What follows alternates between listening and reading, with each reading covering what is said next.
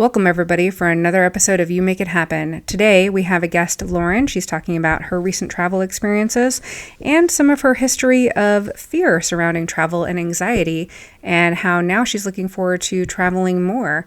I cannot wait for you guys to hear this episode. It is so travel heavy, and it also deals with fear and anxiety surrounding travel and how trauma relates. Thank you, everybody, for your patience. The audio recording is not the best, and I can't go back and fix it, unfortunately, because it was a long-distance recording. So I appreciate your patience with the quality. The audio editing was the best I could get it. If you appreciate the podcast, please share it with your friends. It's the best compliment you can possibly give. I'm so excited for you to hear this episode. Lauren is a wonderful guest, and she is so insightful and intelligent. So strap in and settle in for a listen.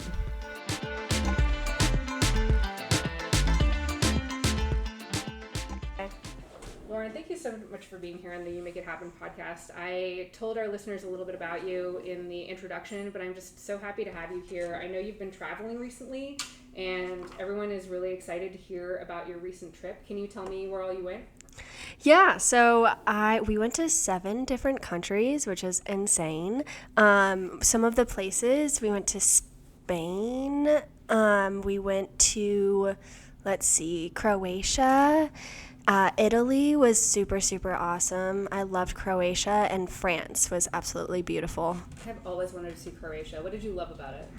Oh, well, we went whitewater rafting. In Croatia? Yeah. Oh Well, God. it was canoeing, but it ended up being whitewater rafting because it was so dippy, and my aunt and uncle actually ended up getting hurt from the... They got hurt? Yeah, they got hurt from shit. the, rocks when they did the dip. They, flipped over their boat, and then my aunt got stuck in the canoe. Was it an actual canoe then? Yeah, it was I think, at least, yeah, it was a canoe, and it was 6 hours. I got super sunburned, but it was really fun, and it was really cool to say, I went canoeing in Croatia, you know? No kidding. I want to do anything in Croatia. I've heard it's one of the most beautiful countries that's, superbly underrated. Mm-hmm. Would you recommend for people to go there, or what do you think of it?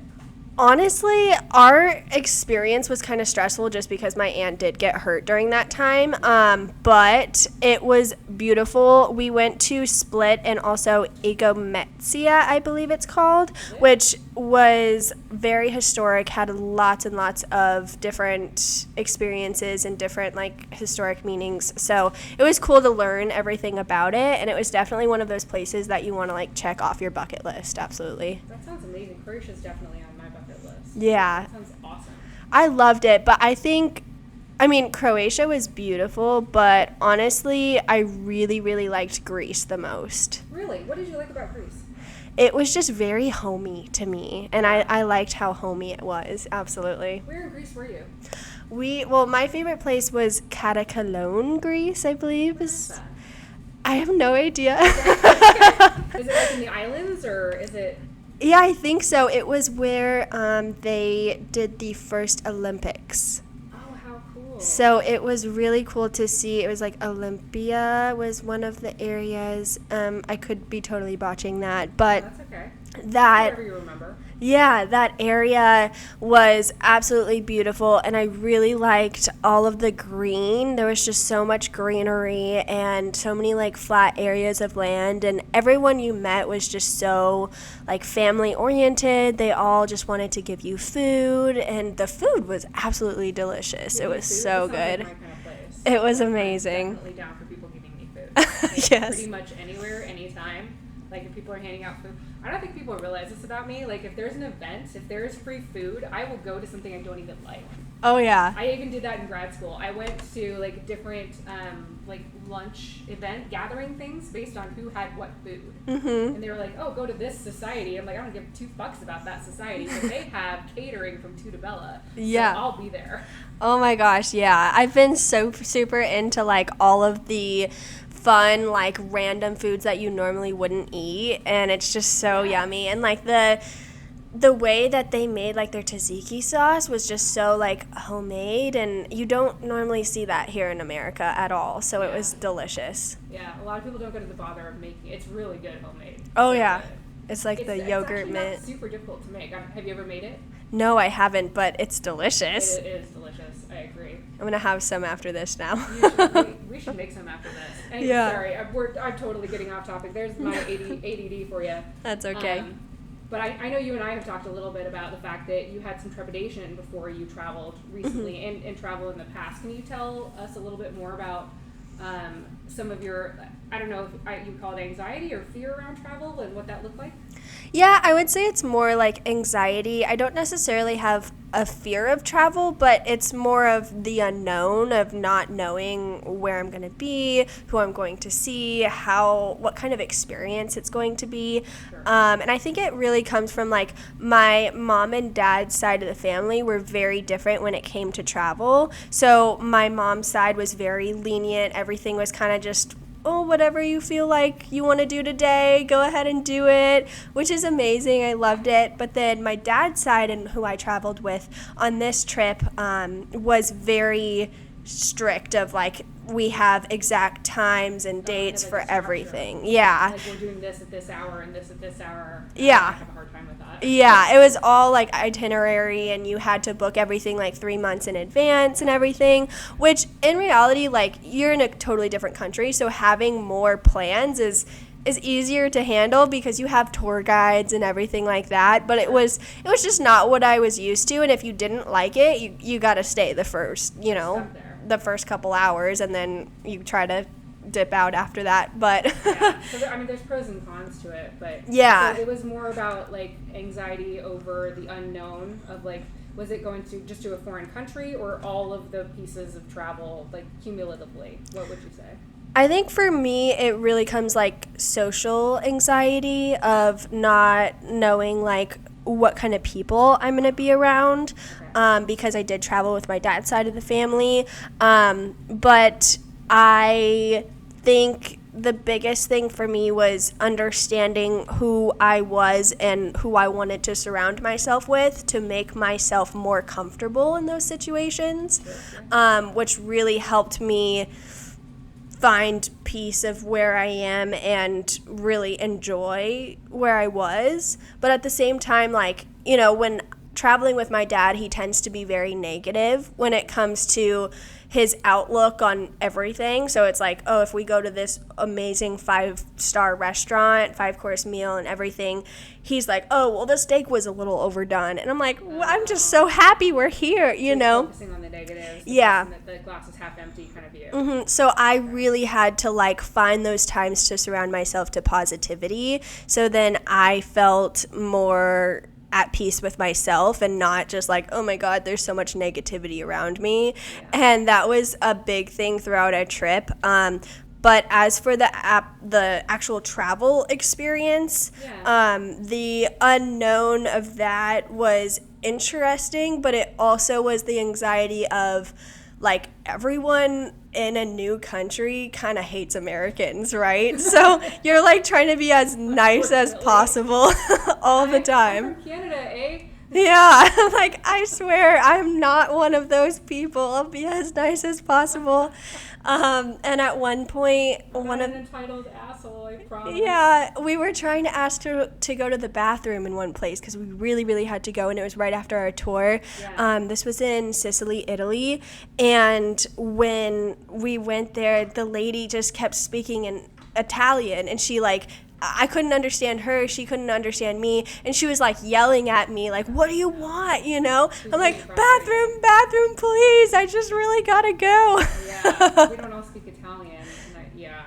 So those experiences would definitely stress me out because I'm a people pleaser. I love to please people, and having people mad at me for not knowing their language was difficult, definitely. Yeah. I've had that happen. I had that happen on a trip to Spain. It was actually right after grad school. I took myself on a trip to Malaga, and I stayed with this host who didn't speak any English. Yeah. Like maybe a couple, like yes or no, a couple of words, you know. Mm-hmm. And she was pissed that I didn't speak Spanish. Yeah. And I was like, sweetheart, you're an Airbnb host. Like, what do you expect? Do you expect every single guest to come? But she was visibly irritated and rolling her eyes and scoffing at me Yeah. that I didn't speak Spanish. And I'm like, I speak a little bit of Spanish, like, donde está el baño? Like, where's the bathroom? And please can you direct me to the nearest 5-star hotel since I'm leaving this place?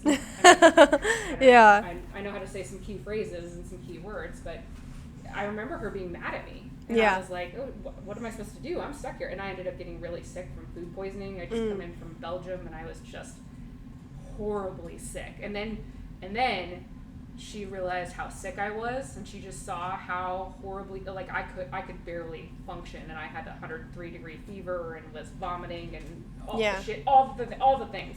Things were coming out of every end. And she was like, oh, wow, this, my guest is super sick. And then she felt really bad. And Yeah. then she was, like, taking care of me and put a wet washcloth on my head and was saying, it's okay in Spanish, which I understood. And I'm like, I understand a little bit of Spanish. Yeah, that's sweet of her, at least. It was very sweet. And I think she felt bad, and she was, like, offering me crackers and stuff later when I started to be able to eat again. And I was just like, yeah, you weren't very nice when I first got here. Yeah, she's like, oh no, did I make you sick? Right, yeah, maybe. But I mean, there is that fear, right? Like, you don't speak the language. Mm-hmm. And I think, so I've gotten this question from quite a few listeners of, I'm afraid to go somewhere because I don't know where I'm going, first of all, and then definitely in foreign language speaking countries because, I feel helpless. Like, what if something happens? Yeah. And there is that fear. Can you tell us, like, what else, if you did any other planning or anything else that you did to get over that fear to make that happen?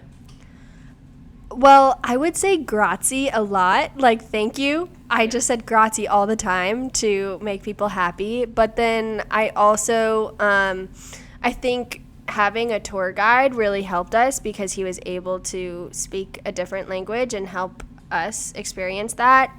So planning ahead. Yeah, planning ahead helped. But if I were to ever go back, I would definitely use a translator or try something else just because as much as a tour guide helps with the English and the translation, yeah, it's also, very strict to one place that you're going and one thing that you're doing, which isn't always what you want to do. Right. So I think starting with that and the first time that I was in a new country, it was definitely, it was a good first step for me, definitely. Perfect. Yeah. Well, and especially for travelers on a budget, like sometimes Yeah. tour guides are just not in the budget. I mean, they're definitely not for me. So I use a translator app, Google Translate or whatever. Yeah. Whatever translator app, which what I'll do, and here is your travel tip for this episode, since even in guest episodes I shall include travel tips.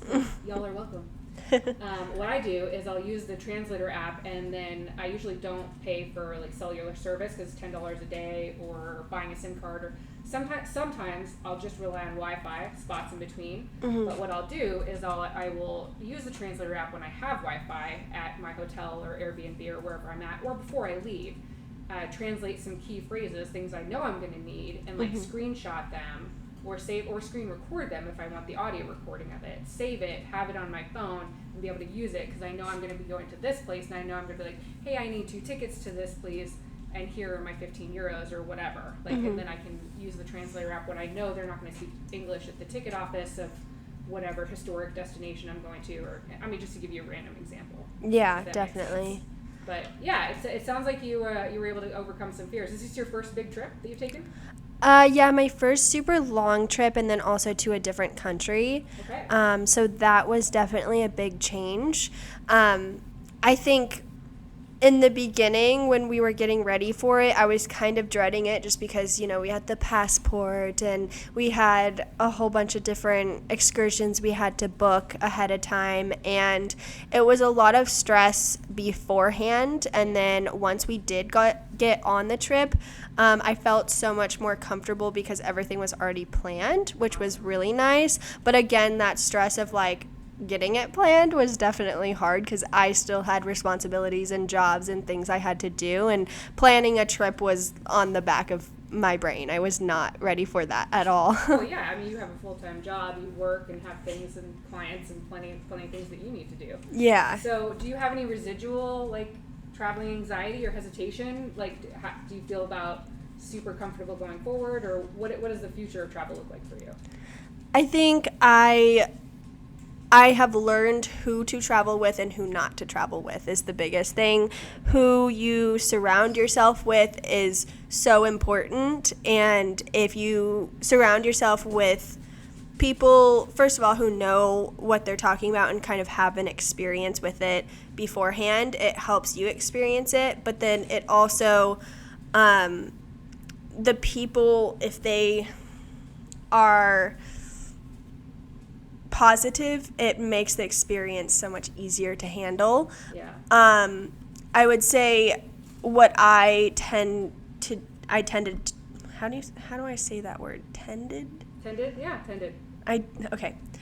Yeah, that's correct. What I tended to do is I would gravitate towards people who were more just happy to be there. So even if that were just like the cruise attendants, by the way, I was on a cruise during this time, the cruise attendants and the waiters and waitresses who just wanted to talk to you and tell you about your day, I would gravitate towards those people versus my family who just kind of wanted to be negative. And I'm sorry to hear that. well, I mean, for me, it was more fun that way. Like I'm sorry that your family was that way. I'm sorry that you had to, break away. But I'm glad that you found a positive experience in it. Yeah, I mean, it was more of like finding my boundaries within that of like, yeah, they're my family and I had a great time traveling with them. But I also knew that if I spent too much time around my family in that moment, it would put too much negativity on my shoulders. So I was really good about trying to find the times where I wanted to see my dad or see my grandma and grandpa, and we would have dinner together. And then after that, okay, I'm going to go and experience a tour on my own, or I'm going to go and eat on my own as well. It was just very half and half for me. I had good experiences of being on my own, and the experiences that I did have with my family, I would have it be short term so it wouldn't be too stressful for me. Yeah. And that really helped the experience with traveling, because if I spent all day every day with my family, I would probably go insane, No, thank you. Never want to travel again. Exactly. I like that. So you used a word that I'm going to hone in on that I love, which I'd like to reemphasize for our listeners, which is boundaries. Yes. Sounds like you've done some work on yourself. You know what boundaries are. I would love to hear more about a little bit about that.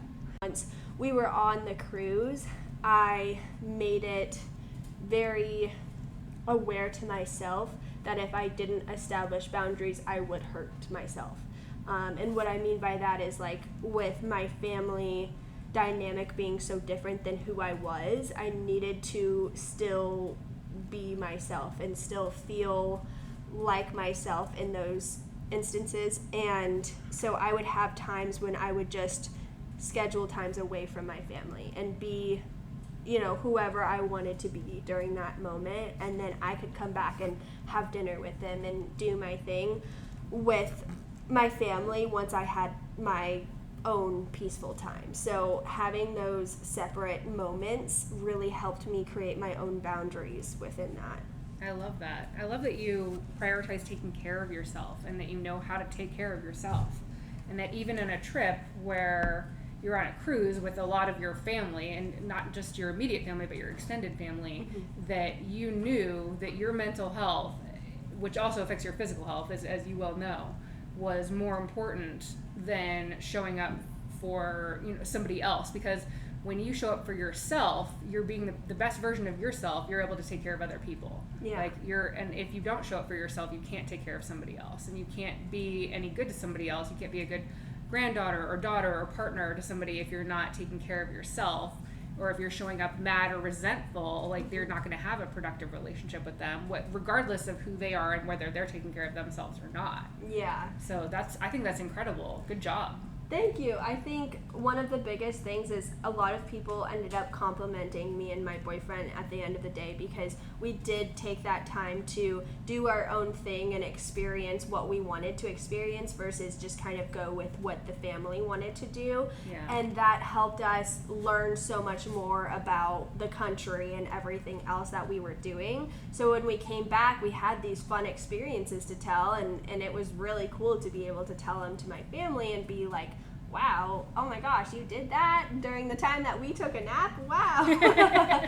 And that was pretty awesome. So I They're think napping on the cruise ship, and you're like, I just experienced the best part of Croatia. What's up, motherfuckers? Exactly. I'm like, yeah, we just finished canoeing in Croatia, and I'm going to have a really bad sunburn, but I had a good time, and I could check that off my bucket list. Well, so you have an amazing story, too. I mean, you can't replace that, right? The best travel stories. Absolutely. And being able to do that, like, on my own or just... Because I remember my grandparents saying, like, that's not a good idea. You shouldn't do that.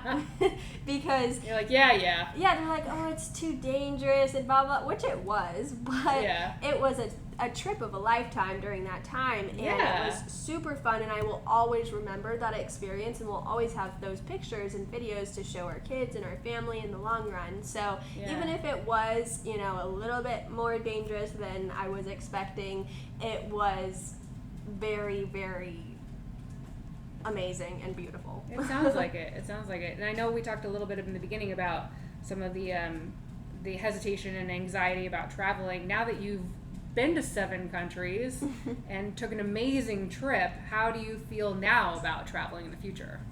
I think I definitely would want to travel again. Absolutely. I want to go back to some of those places and stay for like 2 weeks instead of just staying for 1 or 2 days like we did, because we had 12 different ports, so we were constantly seeing new places, and it was very, very quick and fast. So now that we saw all those places, I would love to just go back to 2 or 3 and spend more time just getting to know their culture and everything around them. But I would surround myself with more positive people during that time, and I would do it a little bit differently. I wouldn't do it through a cruise. I would probably, you know, stay at an Airbnb and experience that more, and that way I can experience more of their language and their culture. Yeah, that's, you know, I've never actually taken a cruise. For all the travel I've done, I've got 24 countries.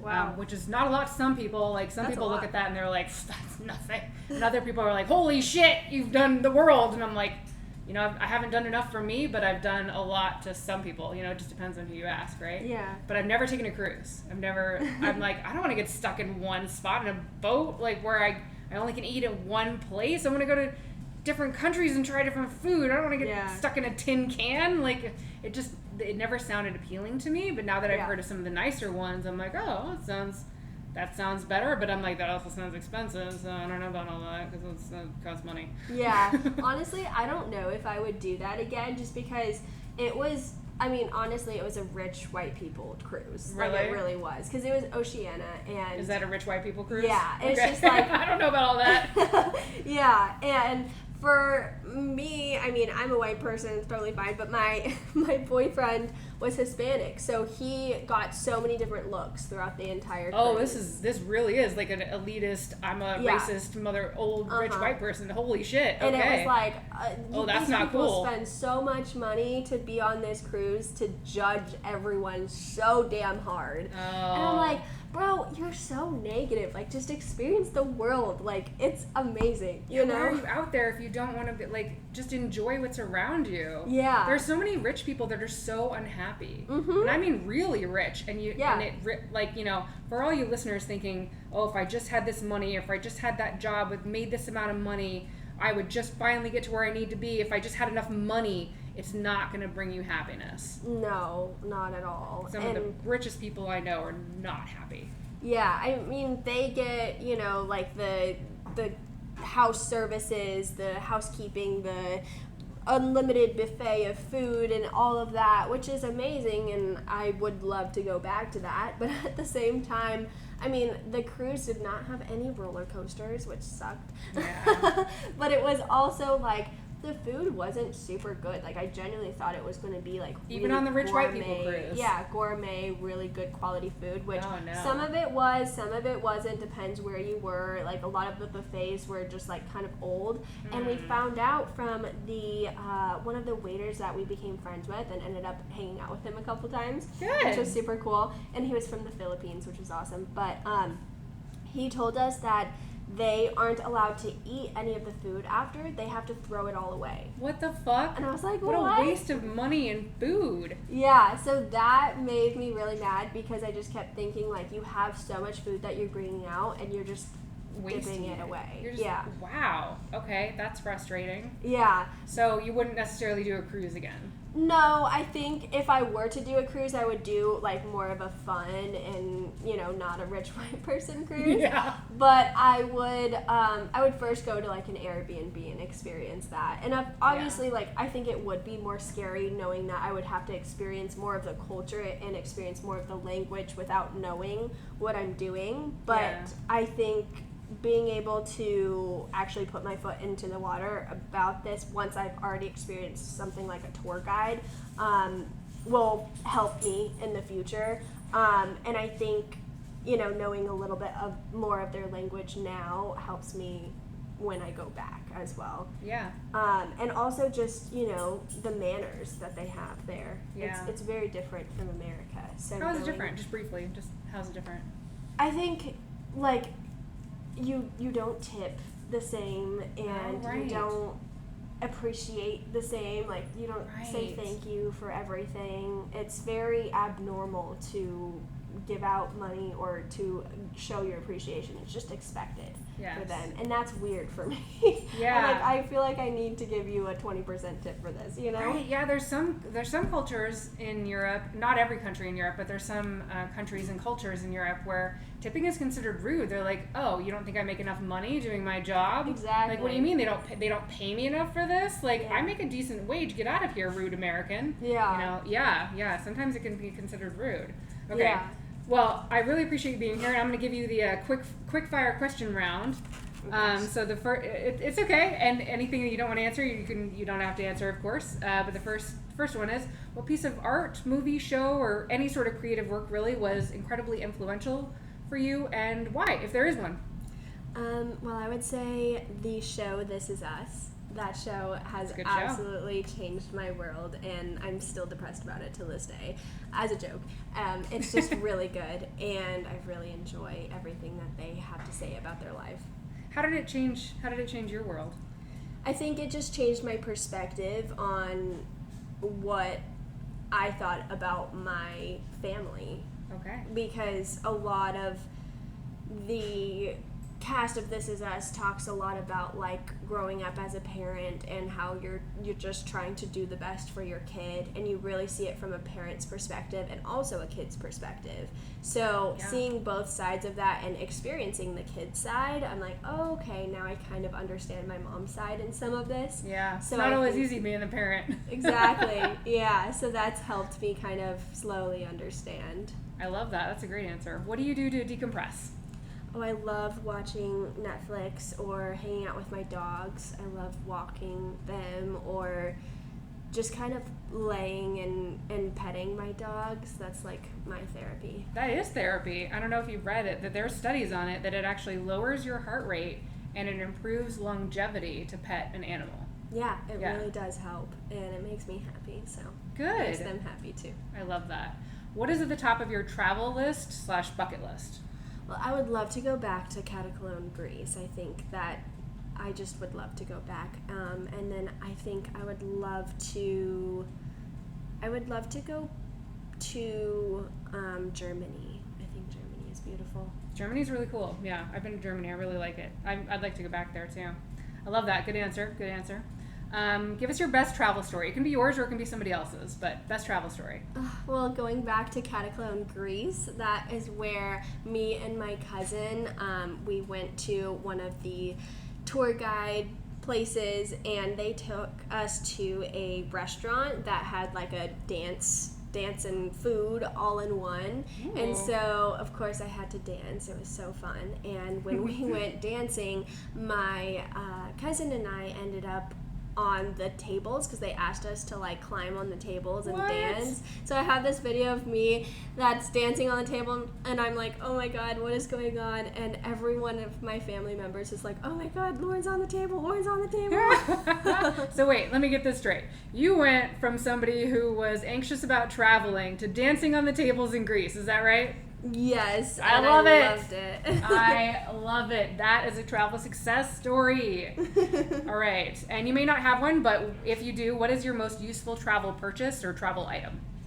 Well, the European outlet is definitely a must. And honestly, I would just say buy some clothes that make you feel good about yourself and make you comfortable. The biggest thing is that, well, depending on which season you go, it was really, really hot when we went. So if I had like a lot of just flowy, nice outfits that made me feel good about myself, but also did not make me super like tight and uncomfortable, it just made me feel so much better. So That is excellent advice. that. I thoroughly, strongly endorse that. That is excellent advice. Stuff that not only is comfortable, but makes you feel good. Like Yeah. good to be in. And that's what you want to be in while traveling. Absolutely. All right, the foodie in me has got to know, what's for dinner tonight? I don't know yet, but That's okay. probably chicken, some couscous, and broccoli. Oh, that sounds lovely. And health. What 4 songs, if you can think of any, would best describe who you are to somebody who doesn't know you? Ooh, I'm not a song person, so I don't really okay. know. But I'm groovy, and I'm very fun, and I like to be, like, outgoing. But I also like to, like, have my own time and just be me. I gotcha. I like that. Okay. But that's not a song. No, that's okay. Well, and you can just taking time for you can be the song of Lauren. Yeah.